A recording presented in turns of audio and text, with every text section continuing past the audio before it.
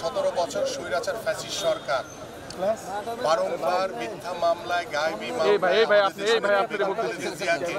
যেভাবে কারা অন্তরীণ অবস্থায় রেখেছিলেন এবং কারার অন্তরীণ অবস্থায় তিনি গুরুতর অসুস্থ হয়ে অনেকবার হসপিটালে ভর্তি হয়েছেন এবং জীবন মৃত্যুর সন্ধিক্ষণে তিনি লড়াই করেছেন এবং আমরা বারংবার দলের পক্ষ থেকে এবং আমাদের পরিবারের পক্ষ থেকে বারবার বলা হয়েছে যে উন্নত চিকিৎসার জন্য তার বিদেশে যাওয়া দরকার।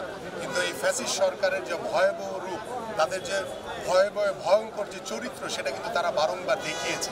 বাট 5ই আগস্টের পরে যখন আমাদের দেশনেত্রী বেগম খালেদা জিয়া স্বাধীনভাবে মুক্ত হয়েছে, দীর্ঘ প্রায় 8 বছর পরে তিনি উন্নত চিকিৎসার জন্য বিদেশে গমন করছেন। আমরা দোয়া করি যে দ্রুত সময়ের ভিতরে তিনি সুস্থ হয়ে আবার আমাদের মাঝে ফিরে আসবেন, উনি বাংলাদেশকে আবার নেতৃত্ব দিবেন। কারণ বাংলাদেশের সবচেয়ে জনপ্রিয় নেত্রী এবং তিনি এই ফ্যাসিস্ট সরকারের সাথে কোনো প্রকার আপোষ করেননি। তিনি কারা অন্তরীণ অবস্থায় তিনি স্বেচ্ছায় কারাবরণ মেনে নিয়েছেন, কারণ বাংলাদেশের এই গণতান্ত্রিক মানুষের জন্য।